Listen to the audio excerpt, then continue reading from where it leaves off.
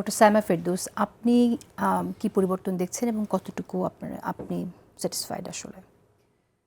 গণঅভ্যুত্থানের পরে আসলে যেটা হয়, তারপর আবার এত বছরের ফ্যাসিজম, প্রত্যেকটা ইনস্টিটিউশনাল ডেমোক্রেসি কিন্তু ব্রোকেন, ইট ওয়াজ ব্রোকেন। এবং শেখ হাসিনা হয়তো পালিয়ে গেছেন, কিন্তু পুরো সিস্টেমটা কিন্তু এখনো রয়ে গেছে। আমরা হয়তো বা সংস্কার এখন এত বলছি যে আমার খুব বলতে খারাপ লাগে। আগে যেরকম উন্নয়ন শব্দটা যেরকম একটা বয়ান হয়েছিল, এখন রিফর্ম অ্যান্ড সংস্কারটা সেই রকম একটা বয়ানে পরিণত হয়ে যাচ্ছে। আমরা আসলে প্রত্যাশা আমাদের অনেকেই থাকবে, সেটা খুব স্বাভাবিক।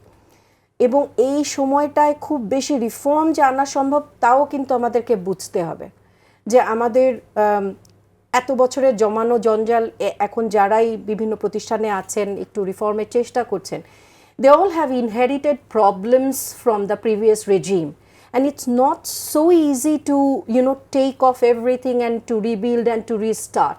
বললেই তো হয় না, একটা সিস্টেম খুব 9 মাসকে আমি খুব অল্প সময় যে বলবো তা না, 9 মাসে যথেষ্ট। হয়তো বা আরও কিছু মানুষের যেরকম প্রত্যাশা আছে, এখন যেরকম হতাশা বাঁধন যেভাবে বললো একটা সাধারণ মানুষের জায়গা থেকে, আমিও তো একজন সাধারণ মানুষের পর্যায়ে আসি।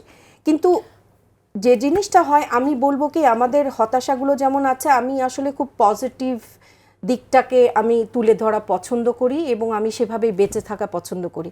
ওইরকম যেমন একটা সময় বেঁচে থাকতাম যে একদিন না একদিন পতন হবে, একদিন না একদিন সবাই আওয়াজ তুলবে, সেই দিনই একটা পরিবর্তন আসবে।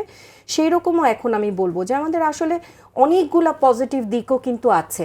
এই যে আমরা আজকে কথা বলছি, এইটা কি একটা পজিটিভ দিক না?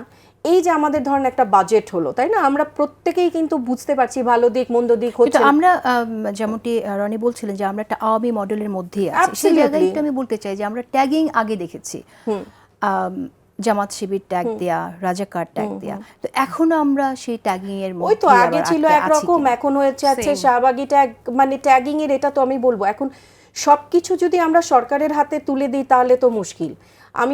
আমি তো বলবো যে এখানে আমাদের শিক্ষা প্রতিষ্ঠানগুলো, আমি আমার জায়গাটাতে রিফ্লেক্ট করবো, শিক্ষা প্রতিষ্ঠানগুলোর ব্যাপক ব্যর্থতা আছে। শিক্ষা প্রতিষ্ঠানগুলোর কাজ কি ছিল?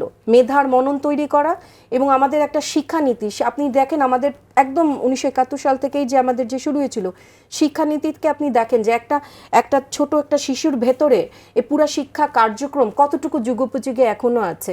আপনি দেখেন সেখানে তার দেশপ্রেমকে শুধু এক চ্যাপ্টার দিয়ে তো আপনি দেশপ্রেম জাগাতে পারবেন না, একটা চ্যাপ্টারকে বলে তো আপনি দায়িত্ববোধ সৃষ্টি করতে পারবেন না। এই যে একটা যে শিক্ষিত মানে হওয়া মানে কি, সে একটা কর্মক্ষম হবে, সেটা তো শিক্ষা না। শিক্ষা মানে তার কমিউনিটি, শিক্ষা মানে তার দেশ, শিক্ষা মানে তার উপস্থিতি একটা পুরো পৃথিবীতে কি পরিমাণ রিপেল এফেক্ট সে ক্রিয়েট করতে পারবে। সেইখানের যে ব্যর্থতাগুলো আছে, এখন আমি বলছি যে পজিটিভ আমি কোনগুলো দেখছি, যে আমার যেহেতু কর্পোরেট গভর্নেন্স আমার রিসার্চ ফিল্ড, আমি যেহেতু অ্যাকচুয়ালি বিজনেসের লোক, আমি তো সেই জায়গাগুলোতে দেখি যে হ্যাঁ, অনেক পরিবর্তন তো আমারও আশা ছিল, সেটা না হলেও কিছু তো হচ্ছে। ইকোনমি এর চেয়ে ডেটোরিয়েট করছে না, আমার কাছে এটাই পজিটিভ। আমার কাছে একটা বাজেট হয়েছে, আমরা আলোচনাও করতে পারতাম না। আমি জানি এখন আমরা আমি না করলে আরো 10 জন আছে আলোচনা করার। এখন আমাদের আলোচনাগুলা কেন গুরুত্বপূর্ণ, আলোচনাগুলা করেই কিন্তু, এবং সরকার কিন্তু আমলে নিচ্ছে, সবকিছু যে ফেলে দিচ্ছে তা কিন্তু না। তো আমি বরং যেটা করি যে আমি মানুষ হিসেবেই এমন, আমি খুব পজিটিভ দিকগুলা দেখে আমি মনে করি পুরো বাংলাদেশকে পরিবর্তন করার ক্ষমতা আমার নাই। আমি খুব বিশ্বাসী, আমি একজন মানুষ হিসেবে আমার পরিবারের প্রতি, আমার প্রতিষ্ঠানের প্রতি, আমার দায়িত্বের প্রতি আমার দায়িত্ব আছে। Let's focus on our individual responsibilities to build Bangladesh instead of pointing fingers at others. Let's focus on what we are supposed to do. এবং আজকে না হোক কালকে আপনি দেখবেন যে সেই সময়টা, সেই সুন্দর বাংলাদেশ তো আর একদিনে হয়ে যাবে না, এটা একটা গাছের মতো, এটা প্রতিনিয়ত পানি দিতে হবে।